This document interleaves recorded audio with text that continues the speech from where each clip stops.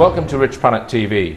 I'm Richard D. Hall. Today's guest investigated one of the UK's most intriguing UFO cases, which took place near Sheffield in 1997, and in doing so he came up against a lot more than he bargained for. I'd like to welcome Max Burns. Welcome, Max. Hi, Richard. Now then, just tell us first, Max, how did you first get interested in the subject of UFOs? When I was a kid, I wasn't allowed to watch television. It was the library and reading books, and by the time I was 12 or 13, I'd read just about everything I could get my hands on the Bermuda Triangle, Charles Berlitz and stuff like that.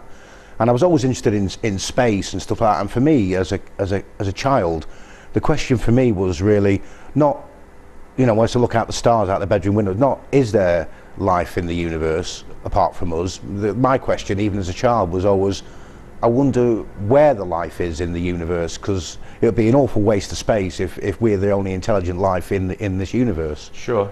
Now, were you already writing for UFO magazines before this Sheffield incident took place? No, I wasn't, but I was going to a few conferences, and you know, I've just been sort of in the background, just doing a little bit of private research and studying the subject. All right, so in 1997, towards the end of March, this is when this flying triangle incident took place. Let's just explain, because there's a lot of evidence that we're not going to have time to go into today. So explain what you think the sequence of events was on that night. Military jets were scrambled from RAF Coningsby. It's standard operating procedure. Coningsby at the time was a frontline tactical base.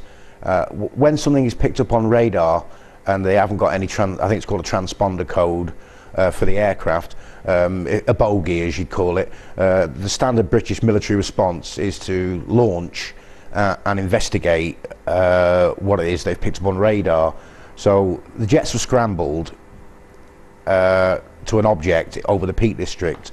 It was seen from as early as 7:45 p.m. By one witness, and it was just about still light at that point in March. Right.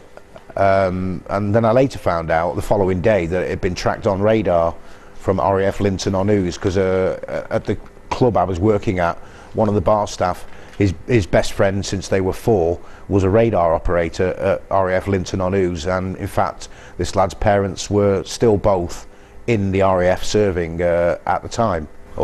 Okay, and a number of different types of military hardware you think was scrambled in connection with this incident?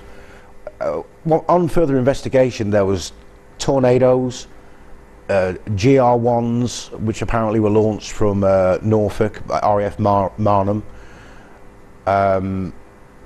There was AWACS in the sky, all sorts of helicopters, light aircraft. In fact, on further investigation, this was a strange reply from, I spoke to a sergeant at the RAF base in Norwich. He said to me in an email that many aircraft were involved that night, including NATO apparently, but we can't tell you exactly how many aircraft and which aircraft were in the skies that night over the Sheffield area, which I found quite strange, because it's British standard policy to know the identification of every single aircraft that's flying around. Now, you had a number of eyewitnesses that saw the object that presumably the military craft were vectored to chase. So just give us a summary, because you've got lots of witness accounts. Just give us a summary as what you've built up as to what this object looked like.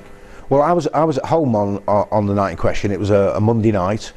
Hail Bop was in the sky. It was a cold night, and my manager from the club, his wife telephoned me at 10 o'clock to say she'd just seen a flying triangle right over her house in Dromfield. Now, this lady, Emma Maidenhead, she'd only just recently recovered from cancer and had a 9-month-old child.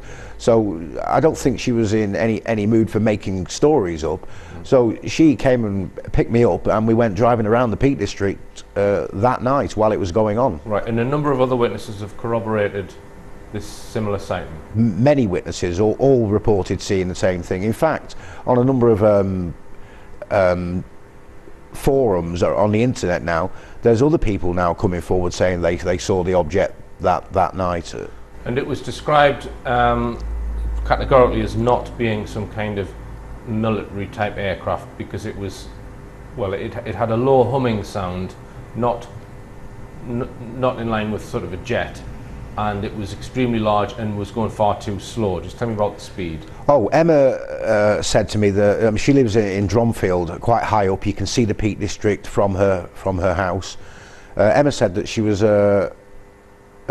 Manchester United was playing on the TV. She's not her husband is a football fan. She was looking out the upstairs bedroom window with the baby, and she says that this flying triangle just came over the house. It was literally only a couple of 100 feet above the house. She says I mean, I've been to the house.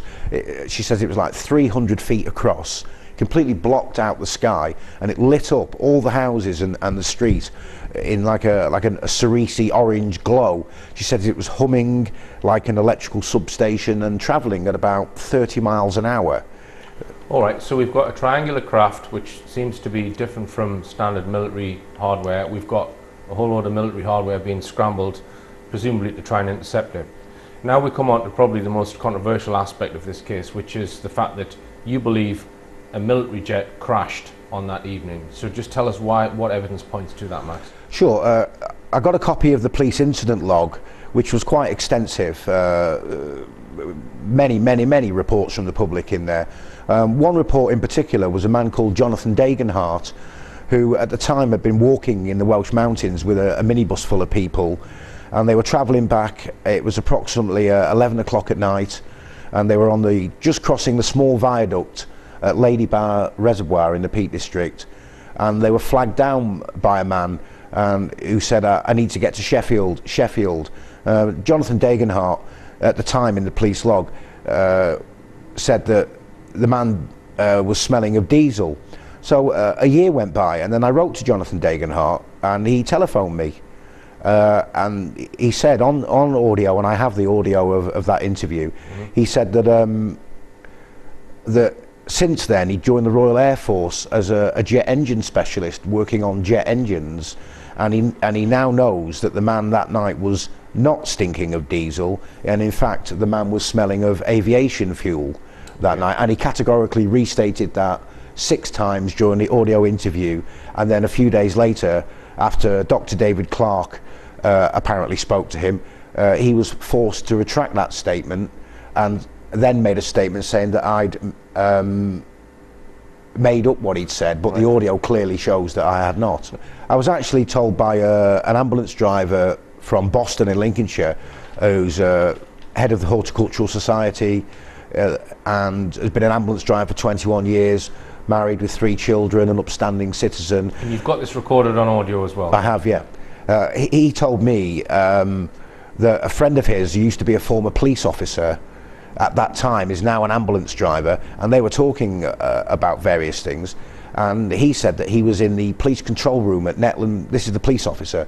He said that he was in the police control room at Netland Police headquarters that night, and he says it came on as a thing called the UK link. It's like for passing flash messages among police forces, and he told the ambulance driver that it came on the system in the station while he was there, that there'd been an incident in the Peak District, because obviously it's right next to Coningsby Base where the tornadoes were launched from, and that 2 men had been picked up by the police in the Peak District on Snake Pass. Right, so you... Pilot and co-pilot. You even suspect you know what type of jet it was that possibly crashed. Just tell us that, Max. Yeah, I believe it was a tornado. Do they normally have 2 occupants in them? They do, as a pilot and a navigator. Right. Okay, so what other evidence makes you believe that a military jet crashed on that evening? There's the explosions, the two sonic events. Well, they're called sonic events. There's the reports of the explosion. I heard it at my home, 10 miles away, and it shook the house. It was that loud. Right. I mean, everybody heard it for miles around. As well as smoke plumes rising from the Peak District moorland.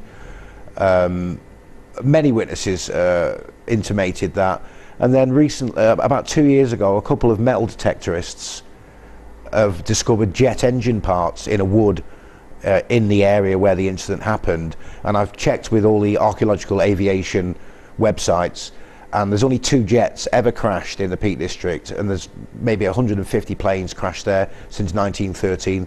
These people know the location of every single plane that's ever crashed in the Peak District, and this wreckage of a jet engine, it's titanium. The titanium wasn't used in jet engines until the SR-71 Blackbird in 1969, and I've got engine parts, numbers, photographs of the engine parts, and no plane has ever been recorded as crashed at this location. There's a crater and tree damage for 300 metres. All right, so as you say, all of the RAF crashes are recorded and available for public scrutiny. Not well, over the years. Well, supposedly. So you think this has been omitted from that list? So if it did crash, what makes you think why it was omitted from the list? Why have they not admitted that this happened? I got told by one of these aviation buffs that if they want to, if something crashes and they don't want to have it recorded, what they'll do is they'll put the aircraft down as being taken in for maintenance, and then say it got damaged beyond repair while it was having maintenance done to it, and they can take it off the register that way. But the fact of the matter is that right now at this moment we've got titanium jet engine parts in a wood in Sheffield with a crater and tree damage still visible, and no aircraft has ever been recorded as crashed at that location. All right, and Max, just hold it there. We're going to go for a break and more on the Sheffield UFO incident after this.